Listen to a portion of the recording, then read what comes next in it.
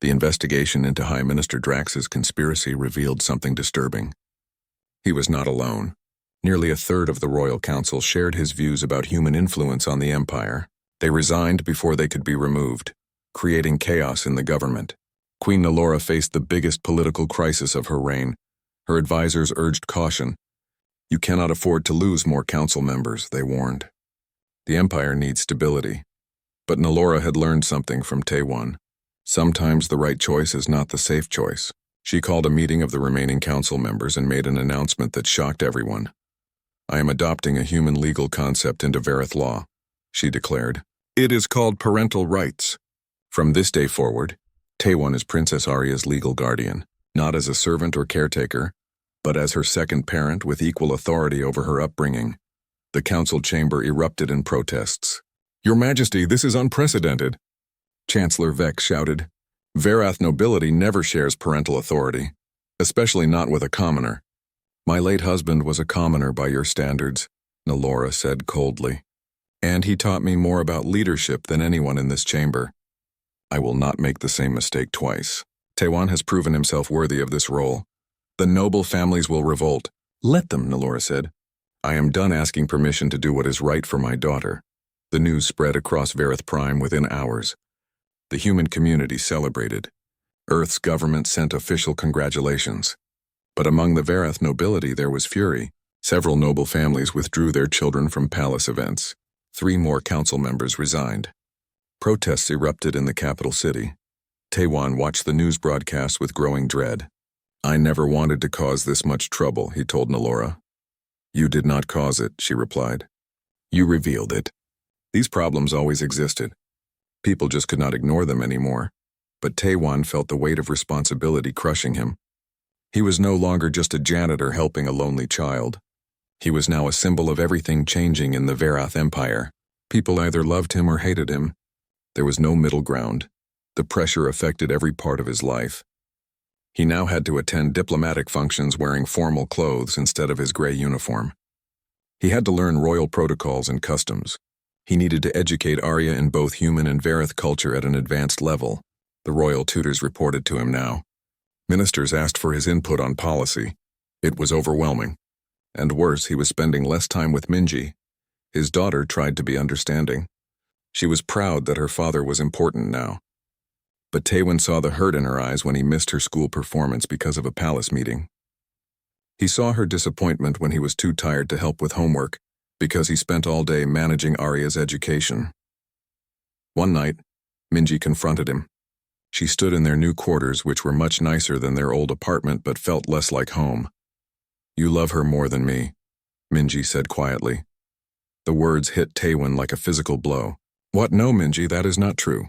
You are always with her. You never have time for me anymore. You are her second parent, but you are barely my dad now.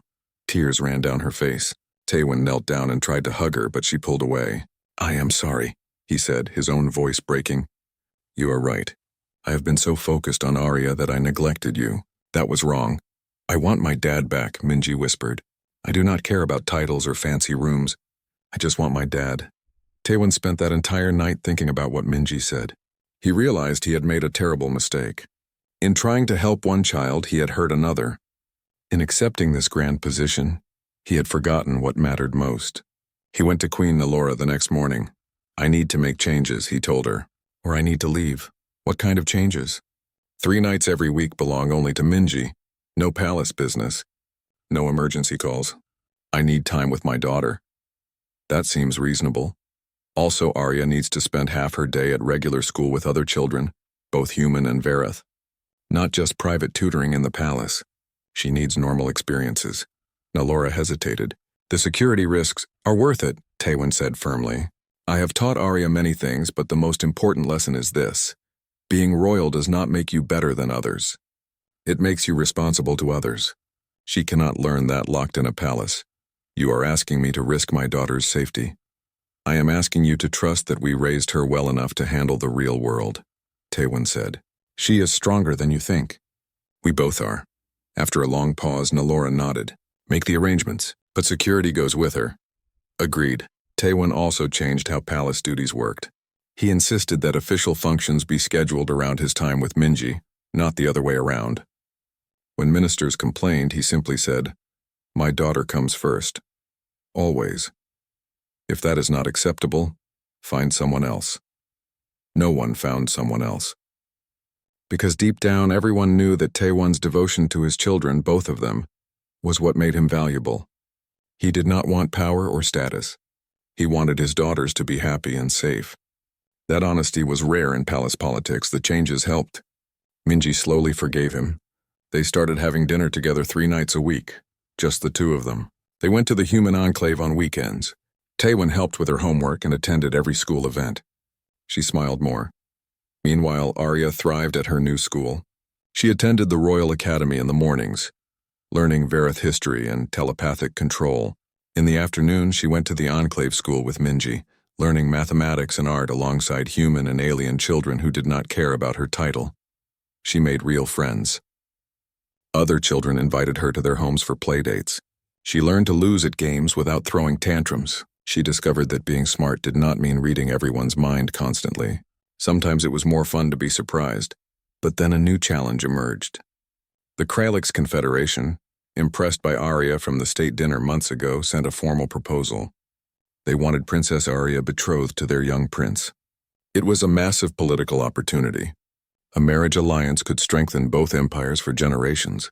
The Royal Council pressured Nallora to accept. "This is exactly the kind of alliance we need," Chancellor Vex argued. "The Kralix are powerful. Refusing them could mean economic sanctions or worse." "She is 4 years old," Nallora said. "The betrothal would not be finalized until she is an adult. This is simply a promise of future alliance. It is how empires work, Your Majesty." Nallora knew they were right from a political standpoint, but she also knew that accepting meant Arya would eventually leave Varith Prime. Her daughter would go to the Kralix homeworld, leaving everything she knew behind. Including Taewon, she called Taewon to her office. "I need your advice," she said, and explained the proposal. Taewon listened carefully. Then he said something that surprised her. "This is what humans fight against." "What do you mean?" "On Earth, there was a time when children were married off for political gain. Parents made decisions about their children's futures before those children could speak for themselves. We decided that was wrong. We created laws protecting children's rights to choose their own paths. But this is different. This is about alliance and peace." "Is it worth sacrificing your daughter's freedom?" Taewon asked. "You asked me to teach her human values. Let me teach you one now. Children are not bargaining chips. They are people with their own dreams and futures. If I refuse, the Kralix might become enemies. Then find another way to make them allies," Taewon said. "You are the queen of 14 star systems. You are brilliant and strong. Surely you can create peace without selling your daughter's future." Nallora sat in silence for a long time. Finally, she said, "What would you suggest?" "A cultural exchange program," Taewon said. "Send Varith youth to study on Kralix worlds. Invite their youth here. Build friendship through education instead of forced marriage. Let the next generation know each other as people, not political tools. That has never been done before." "Good," Taewon said, smiling. "Then you will be the first. Show the galaxy that there is a better way." Queen Nallora made her decision. She rejected the Kralix marriage proposal in a formal message. But she also proposed the cultural exchange program, offering to fund it personally and host the first group of Kralix students at the Royal Academy. The Kralix ambassador was initially insulted. No one had ever refused their marriage proposals before. But after considering the alternative, they found themselves intrigued. A cultural exchange was unprecedented. It could benefit both civilizations in ways a simple marriage alliance could not. After weeks of negotiation, the Kralix agreed to a trial program. 20 Kralix youth would study on Varith Prime for 1 year. 20 Varith youth would go to the Kralix homeworld. The program would be evaluated and, if successful, expanded. The agreement shocked the galaxy. Queen Nallora had rejected traditional power politics in favor of something completely new. News networks across dozens of worlds covered the story. Some called her naive. Others called her revolutionary. But everyone agreed that the Varith Empire would never be the same. That night, Taewon found Nallora in the garden where they had talked so many times before. "You took a huge risk," he said. "I learned from the best," she replied, echoing his own words from months ago. The success of the state dinner should have ended all questions about Taewon's role in raising Princess Arya. But for some members of the Royal Council, it only made things worse. High Minister Drax sat in his private chambers reading reports about the princess with growing anger. "She is more human every day," he told his closest allies. "The Queen cannot see it because she is blinded by sentiment. But this half-breed child will destroy our empire's traditions. And that janitor is the cause. What can we do?" asked another council member. "The Queen has made her choice clear." "Then we must show her the danger," Drax said coldly. "We must prove that this human cannot be trusted with our future queen." Over the following week, strange things began happening to Taewon. His quarters were searched while he worked. Security claimed they were doing routine checks, but nothing was ever found. Other palace workers stopped talking to him in the hallways. Someone spread rumors that he was stealing from the royal treasury. Minji came home from the palace school one day in tears. "The other children will not play with me anymore," she told her father. "They say you are a bad person. They say you are tricking the Queen." Taewon held his daughter close, his heart breaking. He had expected resistance from the nobility, but he never thought they would target an 8-year-old child. "People sometimes say cruel things when they are afraid of change," he told her. "You have done nothing wrong." But the harassment got worse. Guards began following Taewon everywhere, even during his off hours. They questioned him about his daily activities. Where did he take the princess? What did they talk about? Who did he communicate with outside the palace? Taewon reported everything to Queen Nalora. She listened with a grim expression.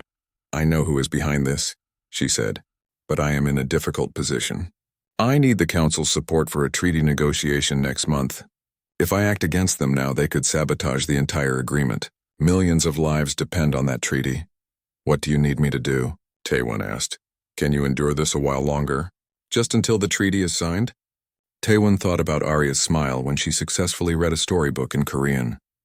He thought about how she now ran to hug him when he arrived each morning. "Yes, I can endure it." But High Minister Drax was not finished. He planned something that would force the Queen's hand. He arranged a field trip to the royal gardens for Princess Arya.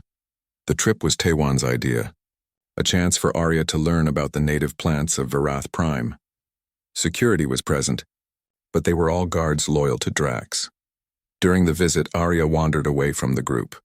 She heard something in the distance, a small cry of pain. Her telepathic senses told her it was an animal in distress.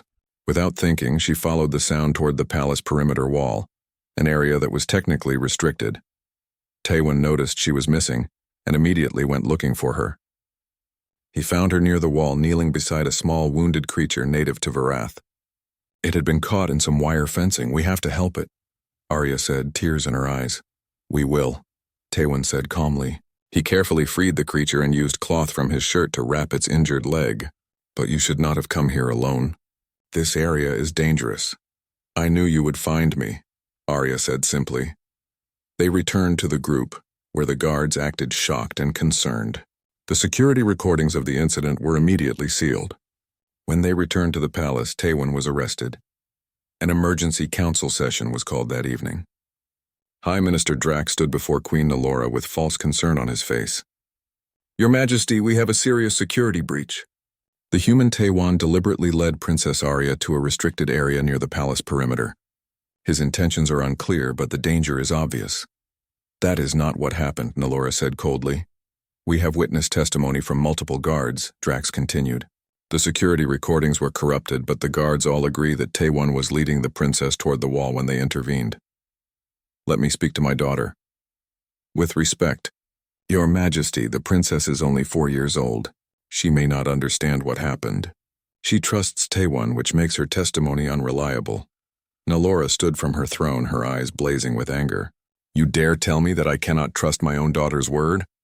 "I am saying that children can be manipulated," Drax said smoothly, "especially by someone they care about." The council chamber doors opened. Princess Arya walked in, followed by 2 guards who tried to stop her.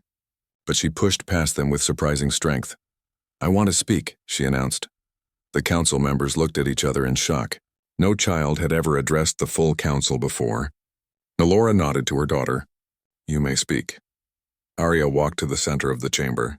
She looked small and fragile in her formal dress, but her voice was clear and strong. Taewon did not lead me anywhere. I wandered away because I heard an animal that needed help.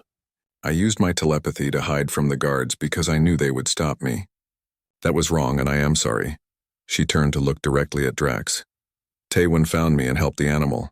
Then he explained why what I did was dangerous. He did not yell at me or punish me. He taught me. That is what he always does. Drax smiled coldly. Princess, you are young. You may not remember correctly. I remember perfectly, Arya interrupted. And I know you are lying about the guard's testimony. I can see it in your mind right now. The chamber fell completely silent. A 4-year-old princess had just accused a high minister of lying, and she had used her telepathic powers to prove it. Nalora's voice cut through the silence like a blade. Arya, what do you see in High Minister Drax's mind? He paid the guards to say those things, Arya said quietly. He wants Taewon gone because he thinks humans are inferior. He thinks I'm wrong for being half-human. He wants you to choose between me and the council. Drax's face went pale. Your Majesty, the child is confused. Silence, Nalora commanded. She turned to her head of security. Arrest High Minister Drax for conspiracy. Investigate all guards who were present today. Find out how deep this goes. As guards moved to take Drax into custody, he looked at Nalora with hatred. You are destroying this empire for a human and a half-breed child. The noble families will never accept this. Then they can leave my service, Nalora said coldly. I am done choosing politics over my daughter's well-being. After the council session ended, Nalora had Taewon released from holding. He came to the throne room still wearing his restraints. The queen ordered them removed immediately. I am sorry, she said. I should have acted sooner. I put political concerns above your safety and my daughter's happiness. Taewon rubbed his wrists where the restraints had been. You were trying to save lives with that treaty. I understand. Understanding does not make it right, Nalora said. Drax is gone, but there are others who think like him. They will not stop. Your position here is dangerous. Are you asking me to leave? No, Nalora said firmly. I am asking if you want to stay knowing what you will face. Taewon looked at Arya, who stood nearby holding Minji's hand. Both children watched him with worried expressions. He thought about everything he had endured these past months. The whispers, the accusations, the fear for his daughter's safety. Then he thought about Arya's progress. How she smiled now. How she had learned to control her powers. How she had stood before the entire council and spoken the truth with courage. I will stay, he said. But I need one thing. Name it. Protection for Minji. If they cannot hurt me directly, they will target her. I need your word that she will be safe. You have it, Nalora said. And I will give you something else. A formal title and position. No more hiding behind the role of janitor. If we are doing this, we are doing it properly. Taewon shook his head. I do not want a title, but I will accept better quarters for Minji and security for both of us, and I will keep cleaning the hallways. That work has dignity too. Nalora smiled for the first time that day. You are stubborn. I learned from the best, Taewon said, glancing at Arya. The princess ran to him and hugged him tightly. I was scared they would make you leave. It takes more than a few corrupt politicians to scare me away, Taewon said, hugging her back. Besides, we have not finished your lessons about human literature yet. That night, the palace felt different. The conspiracy was exposed, but everyone knew it was not over. There were still those who opposed change, still those who saw Arya's mixed heritage as weakness rather than strength. The battle was far from finished, but for the first time lines were clearly drawn, and Taewon stood exactly where he needed to be, beside a child who needed him. 3 months passed, and Princess Arya changed in ways that surprised everyone. She smiled more. She stopped reading minds constantly. She even started saying please and thank you without being reminded. The palace staff noticed the difference immediately. Taewon introduced her to things from her father's world. He brought picture books from Earth that told stories about ordinary children having ordinary adventures. He taught her simple songs in Korean that his wife used to sing to Minji. Most importantly, he took her outside the palace walls for the first time in her life. The queen agreed to let them visit the human enclave, but only with heavy security. 6 guards followed them as Taewon walked with Arya and Minji through the streets of the human settlement. Arya held Taewon's hand tightly, her eyes wide. The enclave was nothing like the palace. Buildings were smaller and made of simple materials. People walked freely without bowing or formal greetings. Children ran through the streets playing games. Arya stopped walking and just stared. Why are they running? She asked. They are playing tag, Minji explained. It is a game. You run and try not to get caught.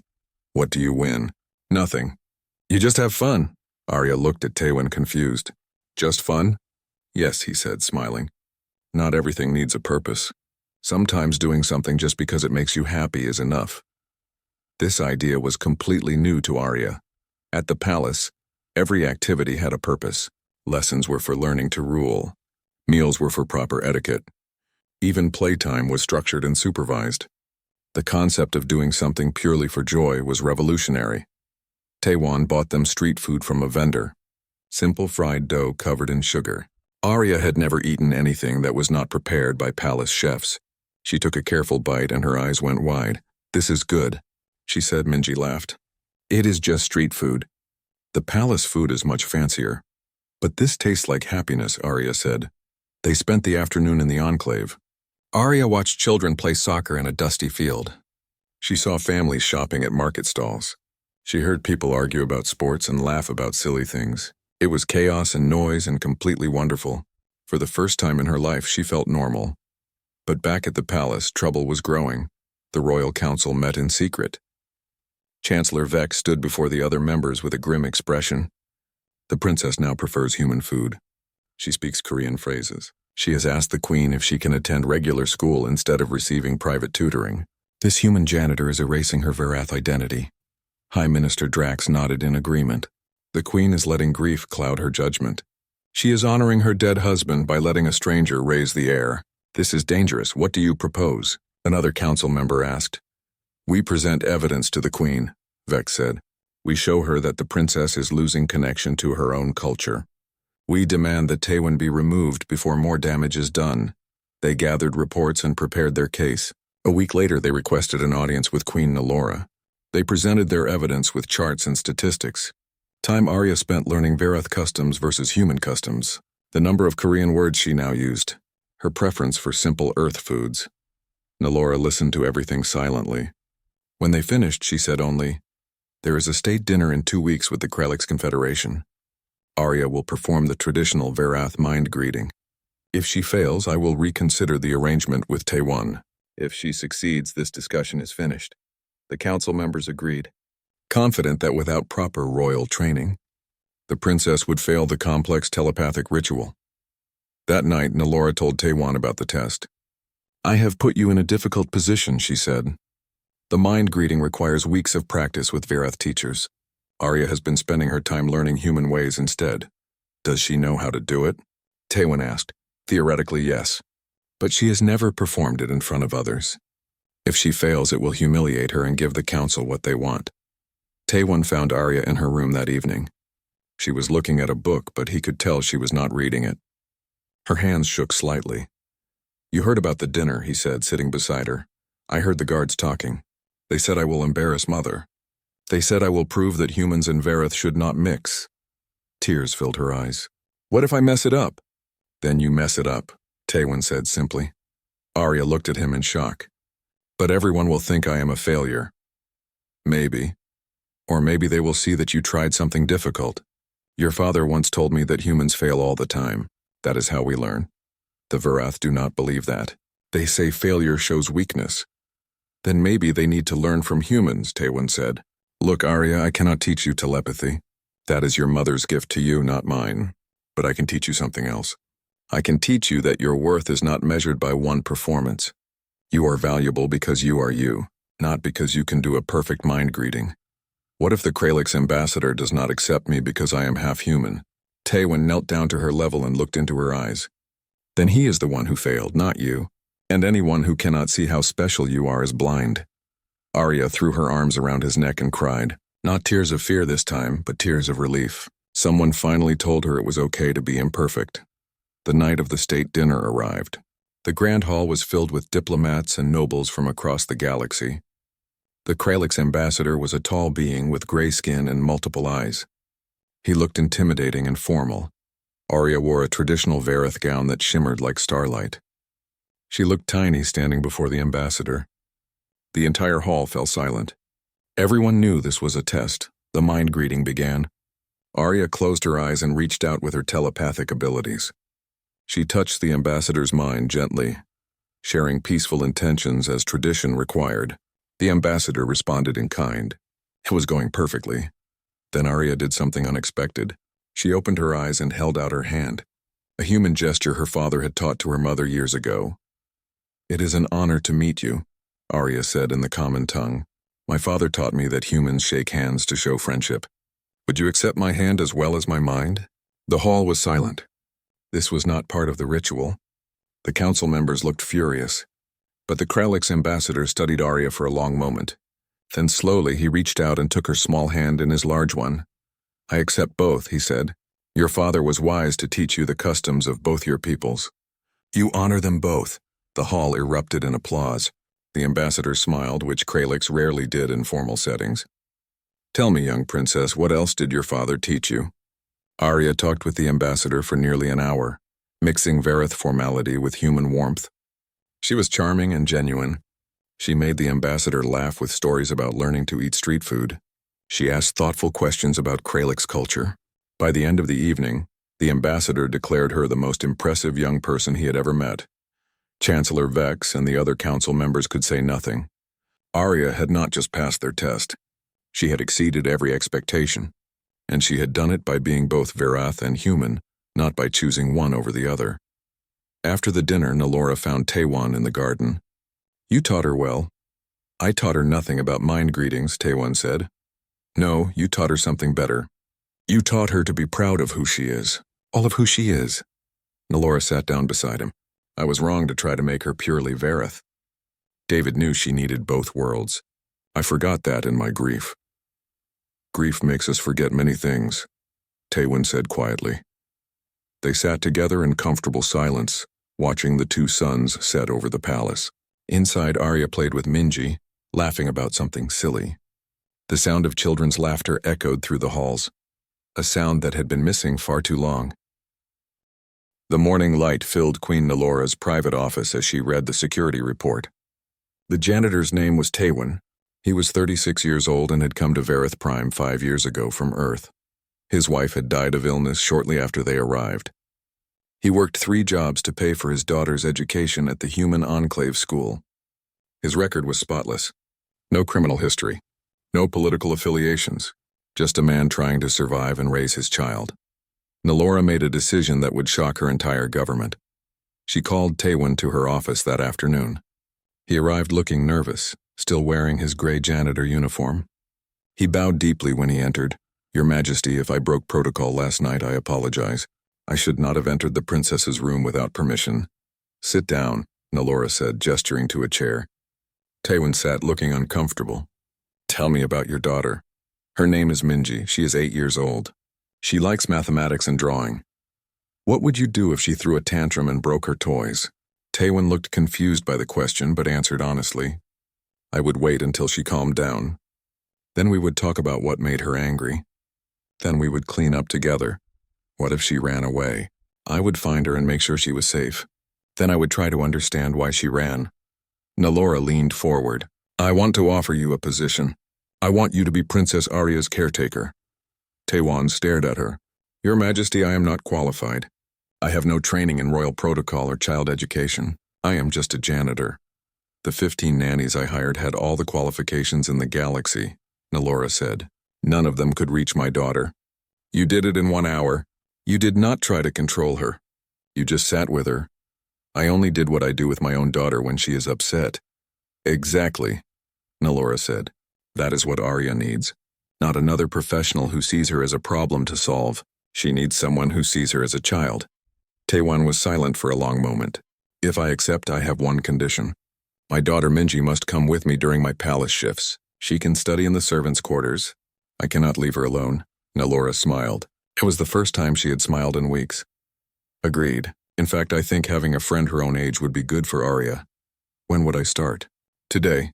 The news spread through the palace like fire. The royal council demanded an emergency meeting. Nalora stood before them and faced their anger calmly. "A janitor?" Chancellor Vex shouted.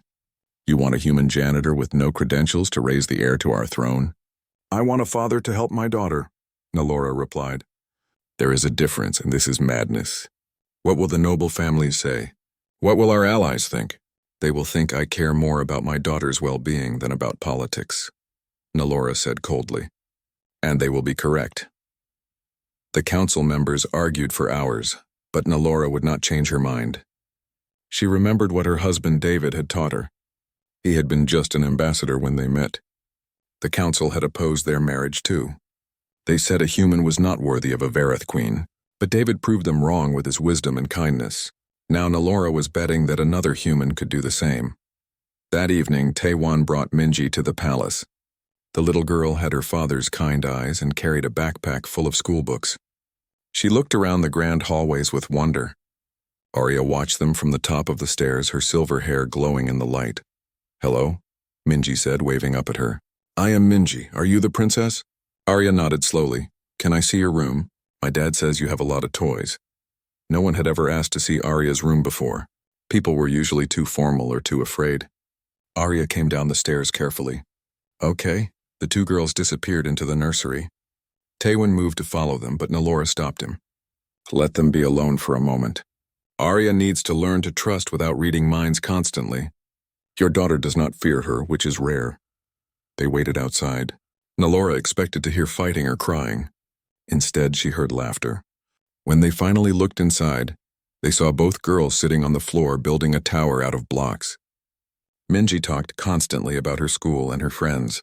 Arya listened, fascinated by stories of normal childhood experiences she never had. "She's lonely," Taewon said quietly. "Yes?" Nalora admitted. "I have given her every advantage a princess could have, except friendship." Over the next few weeks, Taewon began working with Arya every day. He kept his janitor duties because he insisted on it. "I do not want special treatment," he told the queen.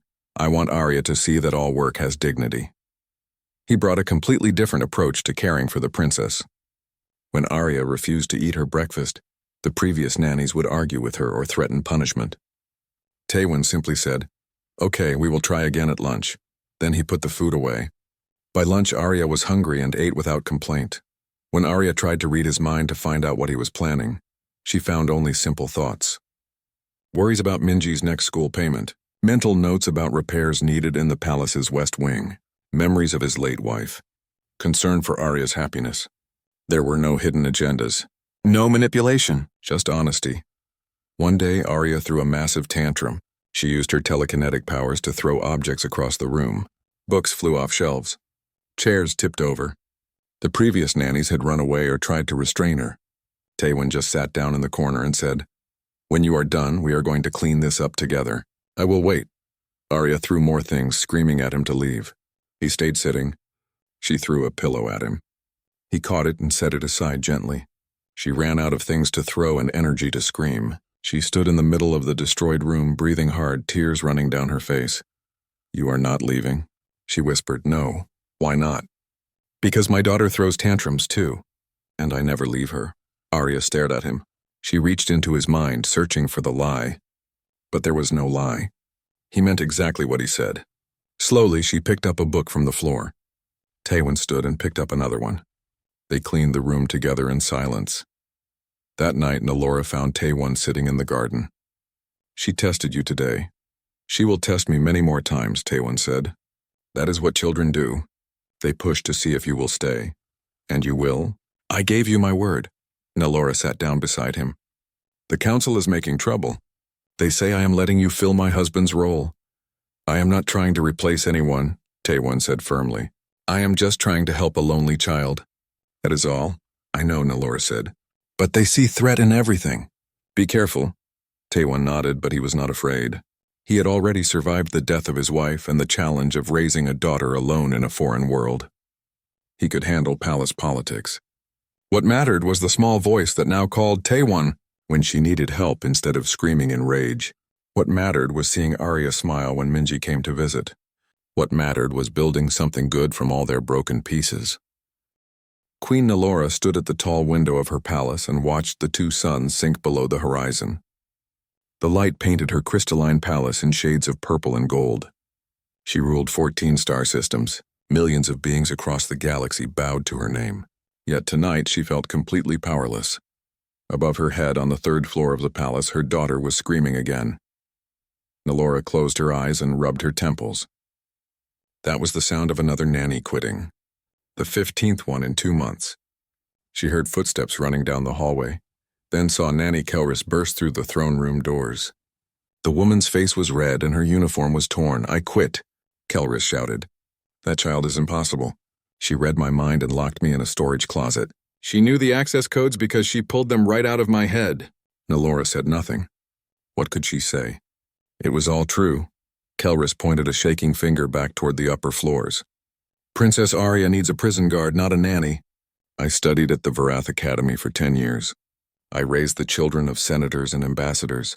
But that little monster is beyond help." "Do not call my daughter a monster," Nalora said quietly. Her voice was soft, but it carried the weight of command. Kelris stopped talking immediately. The nanny took a breath and bowed her head. "Forgive me, Your Majesty, but I cannot continue. No one can." After Kelris left, Nalora walked through the empty halls of her palace. Her advisors had already gone home. The guards stood at their posts but said nothing. Everyone knew about the princess problem. Everyone had opinions. Sedate her. Send her to a special facility. Use telepathic dampeners to block her abilities. Nalora rejected every suggestion. She remembered what her late husband used to say. David had been human, an ambassador from Earth. He died in a shuttle accident 2 years ago. Before he died, he told her that their daughter would bridge 2 worlds. But only if they let her be both human and Varath. The problem was that Arya had inherited the worst of both species. She had her mother's telepathic powers and her father's human unpredictability. She could read minds like any Varath, but she used that knowledge in ways no Varath child would. She was clever and stubborn and completely beyond control. Nalora reached the 3rd floor and heard crying coming from behind the nursery door. Not screaming anymore, just quiet, heartbroken sobbing. The queen's heart ached. She wanted to go inside, but she knew from experience that her presence would only make things worse. Arya was angry at her. Angry at all the nannies. Angry at the world for taking her father away. As Nalora stood there wondering what to do, she heard footsteps.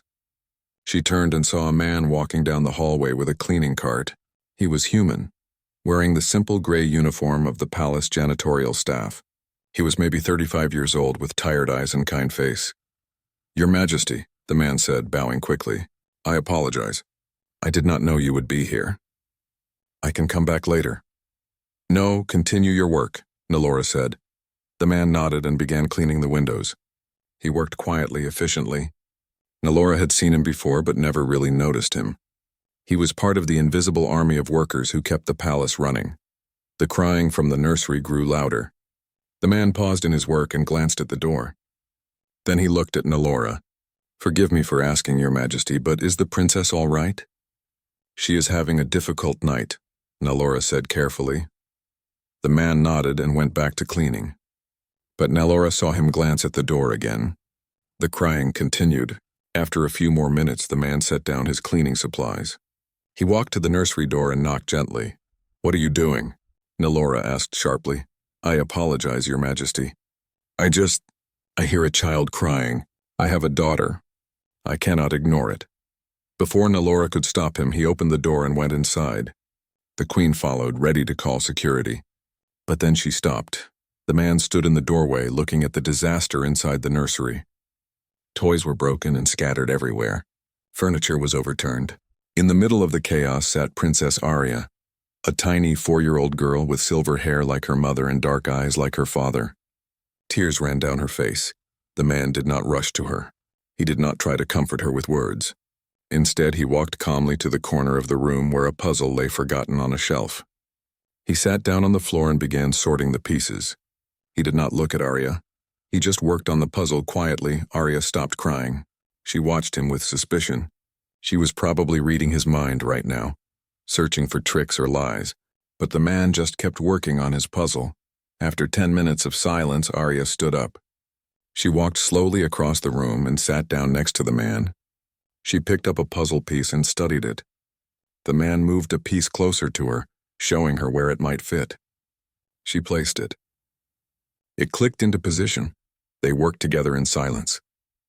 Nalora watched from the doorway, afraid to move or speak. This strange human janitor was doing what 15 trained professionals could not. He was reaching her daughter. "You are sad," Arya whispered. It was not a question. She had read his emotions. "I am," the man replied simply. "Why?" "My daughter told me today that she misses her mother. My wife died 3 years ago." Arya put down her puzzle piece. "I miss my father." "I know," the man said. He placed another piece in the puzzle. "Missing someone is hard. The nannies tell me not to be sad. They say princesses must be strong." "Princesses are allowed to be sad," the man said. "Everyone is." They continued working on the puzzle. Arya leaned against the man's shoulder. He did not pull away. They finished the puzzle together as the light from the two suns faded completely from the sky. When Nalora looked again an hour later, both of them were asleep on the floor, the completed puzzle between them. The queen stood there for a long time, looking at her daughter's peaceful face. Arya had not looked that calm in 2 years. Not since her father died. Nalora called her head of security. "Find out who this man is. I want a full report by morning." The security chief bowed and left. Nalora looked at the sleeping pair one more time. She saw something in this moment that gave her hope. Not because the man had special training or telepathic abilities, but because he had something much more simple and much more powerful. He understood what it meant to lose someone you loved.